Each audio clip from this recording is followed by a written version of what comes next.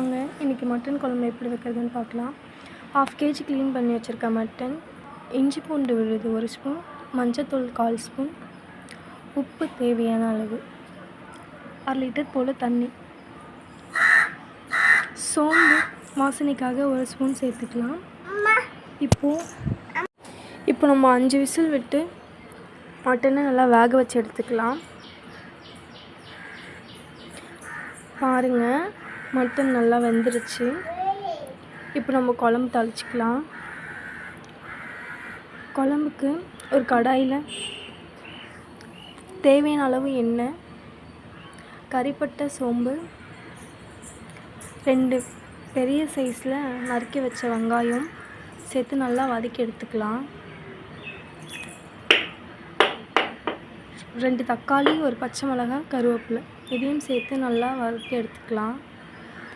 இது கூட லைட்டாக உப்பு சேர்த்துக்கோங்க, சீக்கிரமாக வதங்கிடும். இப்போ வெங்காயம் தக்காளி வதங்கிச்சு. இஞ்சி பூண்டு பேஸ்ட் போட்டுக்கலாம், 1 ஸ்பூன் போல். இஞ்சி பூண்டு பேஸ்ட்டு பச்சை வாசம் போகிற அளவுக்கு நல்லா வதக்கி எடுத்துக்கலாம். இஞ்சி பூண்டு பச்சை வாசம் போயிடுச்சு. 2 ஸ்பூன் கொழம்பு மிளகாய்த்தூள், 2 ஸ்பூன் மட்டன் மசாலா சேர்த்து பச்சை வாசம் போகிற அளவுக்கு நல்லா மிக்ஸ் பண்ணி எடுத்துக்கலாம்.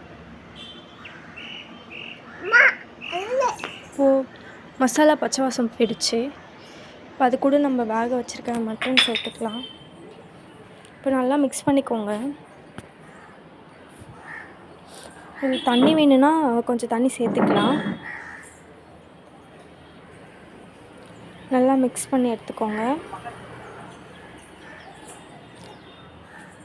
நம்ம ஏற்கனவே உப்பு சேர்த்துட்டோம், அதனால் உப்பு வேணும்னா லைட்டாக சேர்த்துக்கோங்க. பாருங்கள், குழம்பு நல்லா கொதிக்க ஆரம்பிச்சிடுச்சு.